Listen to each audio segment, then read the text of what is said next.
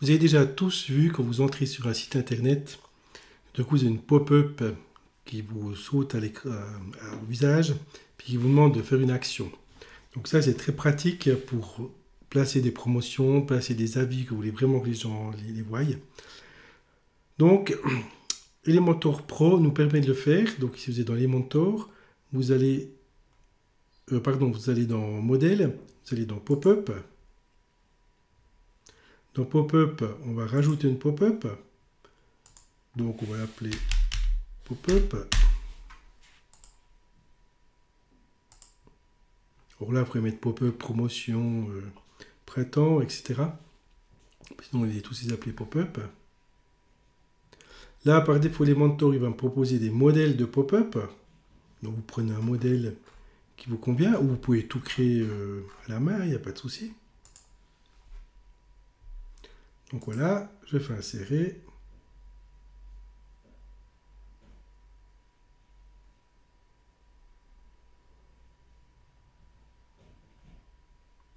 Et j'ai mon pop-up.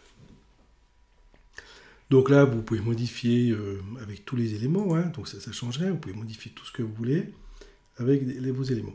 Une fois que vous êtes prêt et que vous avez enregistré, donc vous allez publier. Ici, vous aurez des conditions.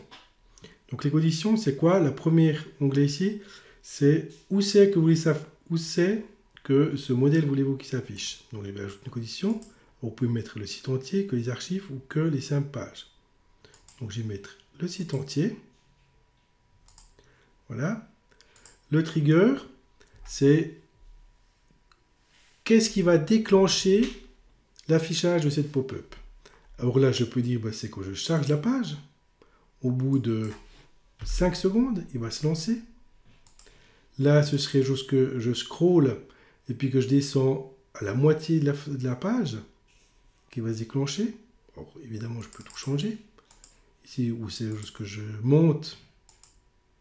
Donc, ce que je monte, c'est-à-dire que j'ai sur toute ma page. Au moment où je remonte, paf, ça se déclenche. Lorsque je scrolle sur un élément, donc ici, vous devez mettre la classe de l'élément.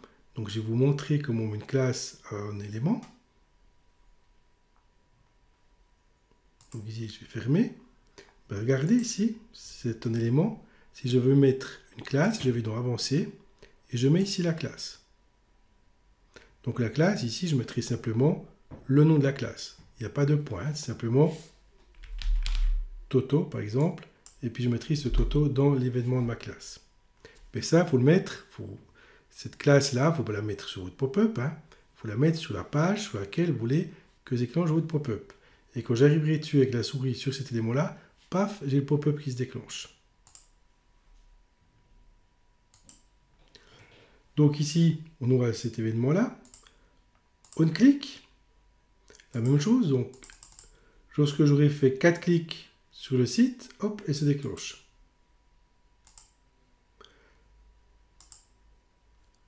Après une inactivité de 30 secondes, c'est coucou, vous êtes toujours là, etc. Et ça, c'est lorsque je quitte la page. Donc là, je vais le mettre sur point de scroll, je vais mettre. Alors on peut en mettre plusieurs, alors là, il ne faut pas exagérer, parce qu'on va faire que de se lancer. Là, je vais mettre sur le chargement de la page après 2 secondes. Ensuite, j'ai des règles avancées. Donc là, je pourrais déclencher l'affichage de ma pop-up après que l'utilisateur ait vu X pages. Donc si je mets 10, il faudra qu'il clique sur 10 pages de mon site pour qu'elle se lance.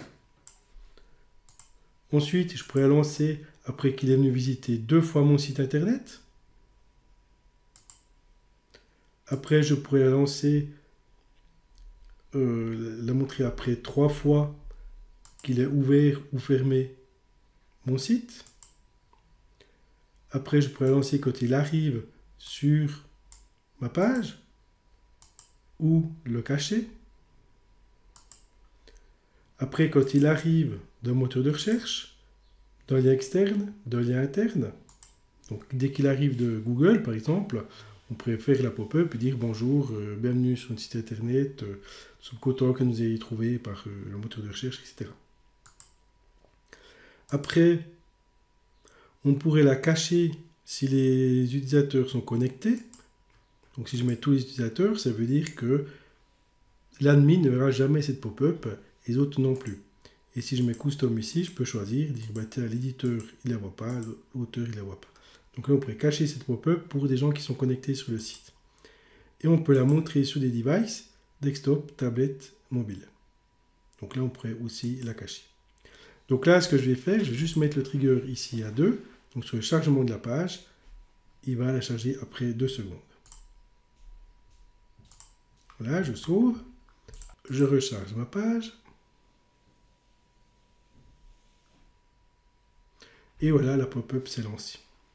Après, les utilisateurs cliquent dans le noir, ça va fermer la page, la pop-up, où il peut cliquer aussi ici.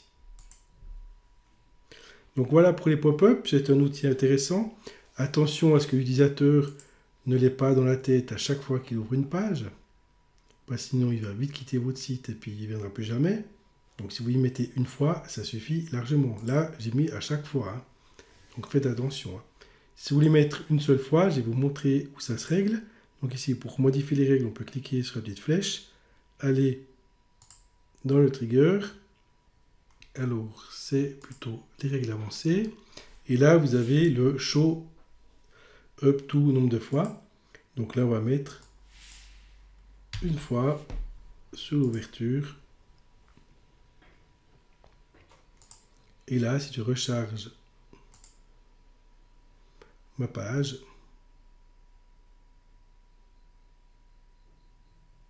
ben on voit qu'il ne me montre plus la fenêtre, étant donné qu'il m'a déjà eu montré, donc cette fois il ne me la montre plus. Si vous voulez tester, il faudrait tester avec un autre navigateur. Donc là, je vais prendre Mozilla.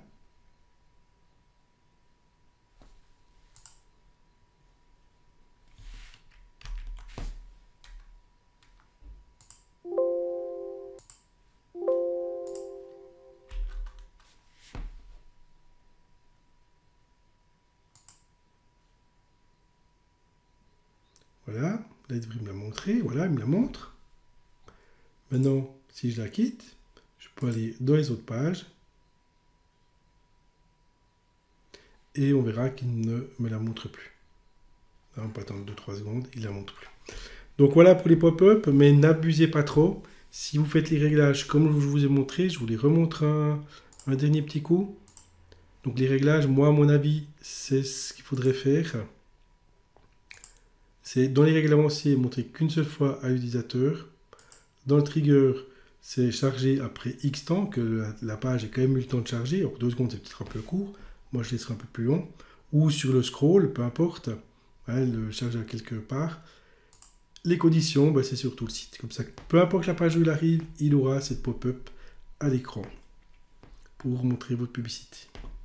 Alors voilà ce qu'il en est des pop-up. On aurait fini avec la version Elementor Pro.